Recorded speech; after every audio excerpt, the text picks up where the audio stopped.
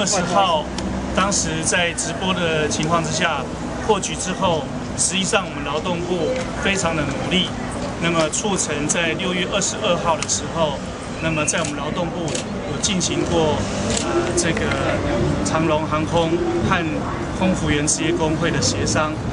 那么后来本来是在25号要再进行一次协商，不过因为双方为了讨论有些问题，他们必须要再深思熟虑。那么特别是工会这个部分，他还要去向工会来了解大家的诉求，这个变更是不是有问题，那么要怎么样改进。所以呢，就是时间上面延到一直到昨天，我们在下午的时候又有再一次的协商。那么这次的协商有了一些比较明确的方向跟原则。那么昨天晚上我再一次的促成双方在今天早上，那么由这个空服员职业工会5位的会员，那么上去跟林保水董事长进行沟通。那么在沟通的过程当中，那么林董事长那么了解了空服员的想法，那么他对于这个空服员他会尽量的改善制度和尽量增加沟通的管道。那么后来协谈的情况非常的和谐之后，有了互信基础，那么开始讨论了这个有关于空服员诉求的部分。那么这个诉求部分来讲话，也有相当的进展。那么接下来空服员的这些5位的会员，那么会去跟我们的罢工的空服员们去说明这方案的内容。那么如果说得到满意的话，也许明天就会有很令人振奋的成果。那么以上，谢谢。能不能比较明确告诉我们，刚刚3个多小时到底谈了什么？那有什么进步？因为只是告诉我们说，也许明天。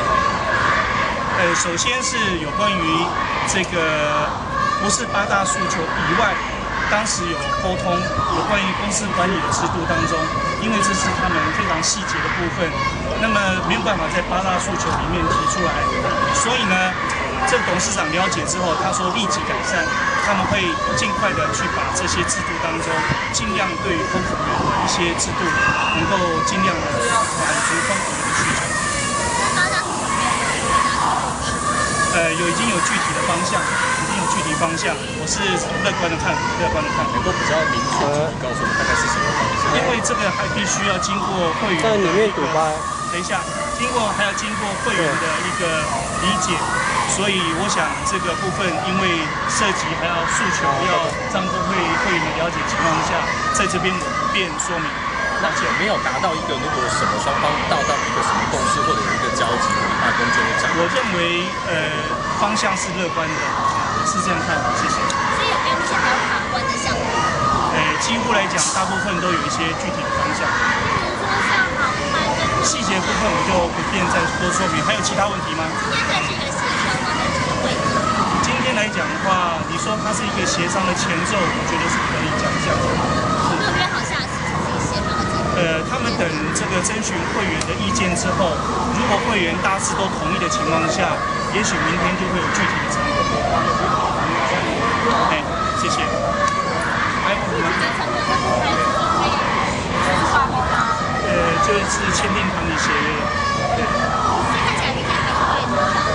我不晓得空服员他们是用什么样方法去说服会员。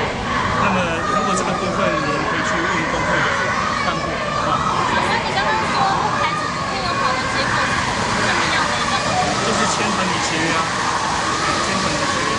所以他们有谈到，其实双方如果有交集的话，明天可能就签团体协约，明天就会结束。对啊，如果签完团体协约，这个罢工就可以结束。所以团体协约是一起下去结合的情况吗？这个请问工会的干部，这个我没办法说。好，谢谢各位，谢谢。好，谢谢。